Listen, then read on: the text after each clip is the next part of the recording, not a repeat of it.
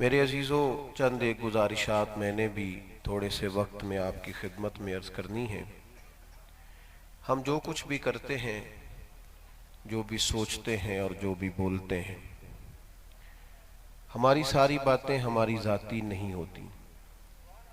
ہماری سوچوں پر ہمارے ماحول کا بہت زیادہ اثر ہوتا ہے۔ جو لوگ بلوچستان میں رہتے ہیں ان کے بچوں کو اپنی مادری زبان سیکھنا نہیں پڑتی، بس ان کے والدین بولتے رہتے ہیں تو انہیں وہ زبان آ جاتی ہے۔ سندھ اور پنجاب سے تعلق رکھنے والے بچے اپنے ماحول کا اثر لیتے ہیں، اسی طرز کا کھانا کھاتے ہیں، اسی طرز کا لباس پہنتے ہیں، اسی طرح کی گفتگو کرتے ہیں۔ انسان کچھ تسلیم کرتے ہیں اور کچھ اس بات کو تسلیم نہیں کرتے۔ بہرحال ہماری سوچوں پر بہت سارا اثر ہوتا ہے دوسروں کا۔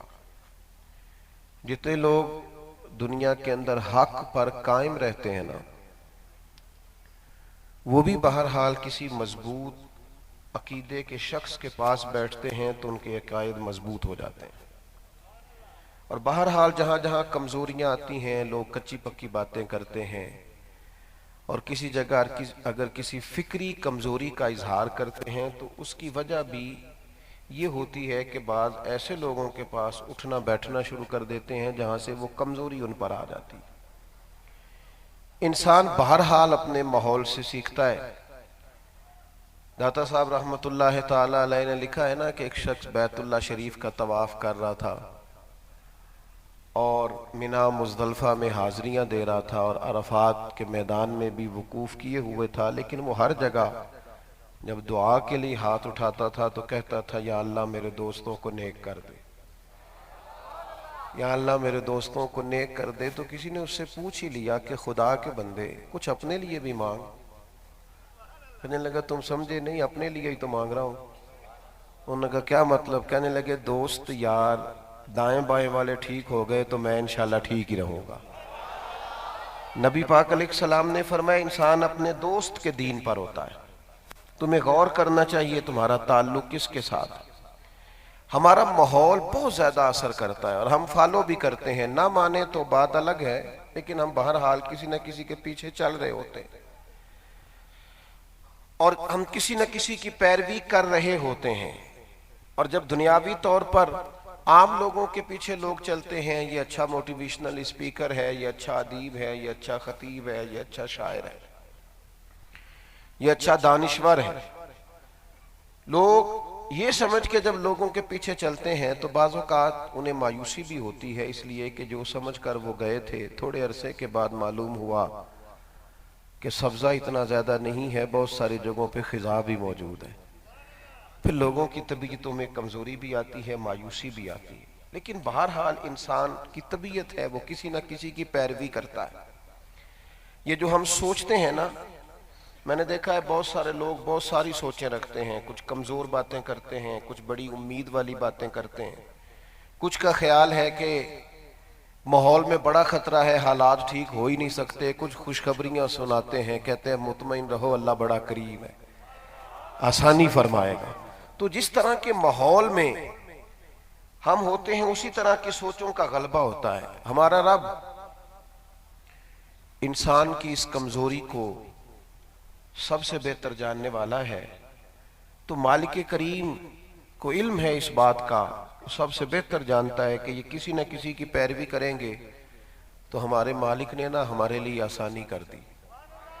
فرمایا لَقَدْ كَانَ لَكُمْ فِي رَسُولِ اللَّهِ أُسْوَةٌ حَسَنَةٌ۔ ادھر ادھر نہ جانا، تمہارے لیے تمہارے نبی پاک کی زندگی اللہ کے رسول کی زندگی میں بہترین نمونہ ہے۔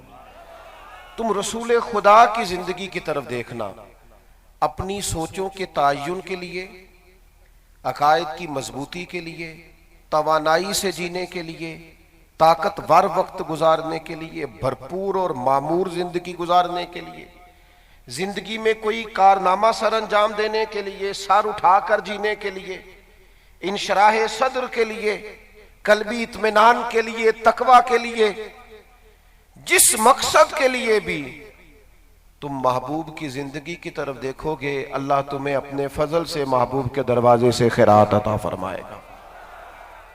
ہمارے ہاں لوگوں نے نہ سنت کا مسئلہ یہ سمجھ لیا ہے، عام عوام کی بات کر رہا ہوں، علماء تو ظاہرہ چیزوں سے آگاہ ہوتے ہیں، ہمارے ہاں جب سنت کی پیروی کی بات کی جاتی ہے تو بعض لوگ سمجھتے ہیں 4 5 6 چیزیں سنت ہیں،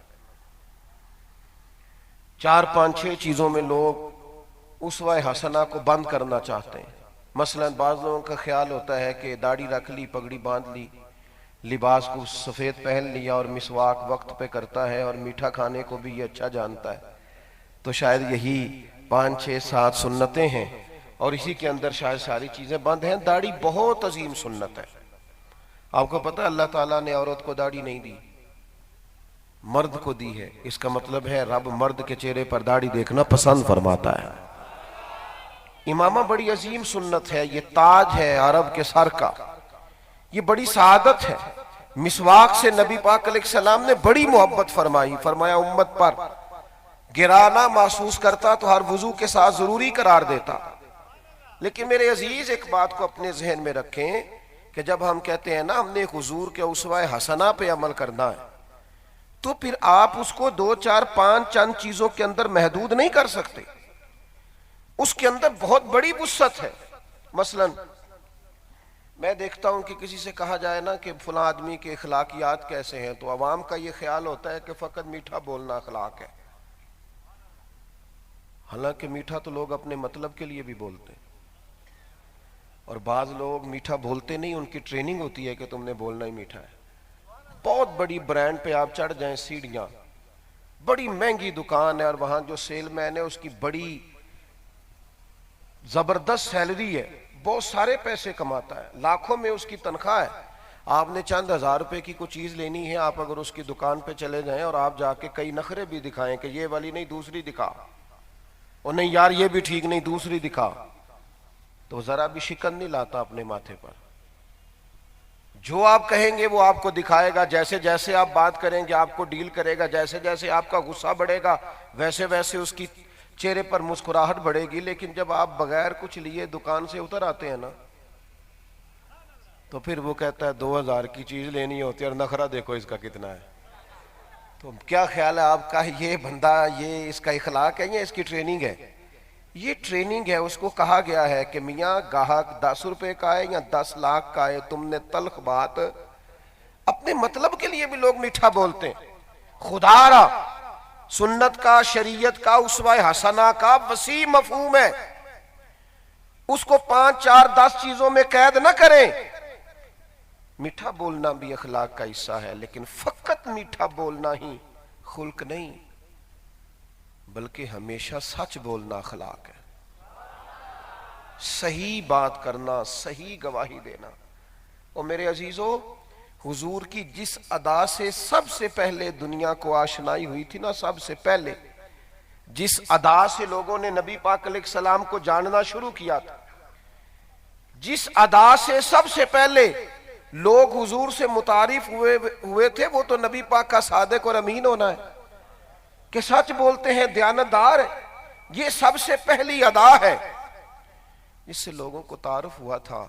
میں کیسے آپ کو یہ بات سمجھاؤں کہ ہمارے ہاں تو ملک کے سب سے بڑے عہدے پر بیٹھنے والے شخص سے بھی کہا جائے کہ جناب آپ نے یہ کہا تھا، پھر پورا کیوں نہیں کیا؟ تو کہتے تو سیاسی بیان تھا۔ ڈھٹائی سے جھوٹ بولتے ہیں لوگ، دلیری سے جھوٹ بولتے ہیں۔ وہ میرے ایک دوست ہیں، تو وہ جس امیدوار کی سپورٹ کرتے ہیں نا ایم این اے کے الیکشن میں، ان کا کہنا یہ ہے کہ میں ہی اصل میں ایم این اے ہوتا ہوں، میں جتواتا ہوں انہیں۔ تو میں ایک دفعہ کسی رات کے جلسے سے واپس لوٹ رہا تھا، تو ان کا ایم این اے کا امیدوار تقریر کر رہا تھا، اور یہاں انہوں نے اس کی فوٹو کا اسٹیکر بھی لگایا ہوا تھا۔ تو گاڑی سے اترتے ہی میری نظر پڑ گئی، میں نے کہا کہ اندر آپ کا لیڈر تقریر کر رہے ہیں اور آپ باہر گھوم رہے ہیں، اپنی جیب سے آپ نے اتنے پوسٹر بنائے ہیں اور گاڑیاں آپ نے اتنی لگائی ہیں، تو خدا کے بندے تیرا لیڈر اندر تقریر کر رہا ہے۔ تو وہ ہنس پڑا، کہنے لگا مولانا آپ کو بھی پتہ ہے، مجھے بھی پتہ ہے، جھوٹ بول رہے ہیں سارے۔ تو مجھے پتہ ہے کیا کہتا ہے روز، خدا کے بندو اس حد تک جب قومی مزاج بن جائے، آپ یقین کریں بیوی اپنے شوہر سے کہتی ہے پیسے تھوڑے دے دیا کر، ایک جوڑے میں گزارا کر لوں گی، میرے ساتھ سچ تو بولا کر، تو جہاں کہتا ہے وہاں جایا کر، تو بتاتا کچھ ہے کہتا کچھ ہے۔ آپ کو پتہ ہے ہمارے رشتوں میں کمزوری کیوں آئی ہے؟ وجہ غربت نہیں ہے، سب سے بڑی وجہ بد اعتمادی ہے. ہمارا ایک دوسرے پر اعتماد نہیں ہے. کسی شخص کو اچھا جاننا، مخلص جاننا، صحیح سمجھنا ہم تیار نہیں ہے ذہنی طور پر. کسی بھی ایک گروہ کے بارے میں، کسی ایک ادارے کے بارے میں، کسی ایک جماعت کے بارے میں ہمارے نظریات کے اندر پاکیزگی نہیں رہی الا ماشاءاللہ. بد اعتمادی بڑھ گئی. مکین گنبد خضرا کانفرنس میں آنے والوں سنو، مدینے والے محبوب کا سب سے پہلا پیغام سچ بولنا ہے. اپنی زندگی سے جھوٹ کو نکال دو، بددیانتی کو نکال دو. یقین کرو وہ روٹی جو دیانتداری کی ہوتی ہے، وہ لمحہ جو سچ کا ہوتا ہے، وہ اس طرح سے انسان کو طاقت دیتا ہے کہ سچ بول کر انسان کا دل ٹھنڈا ہو جاتا ہے. اس کے مزاج کو اللہ قرار عطا کرتا ہے. اسے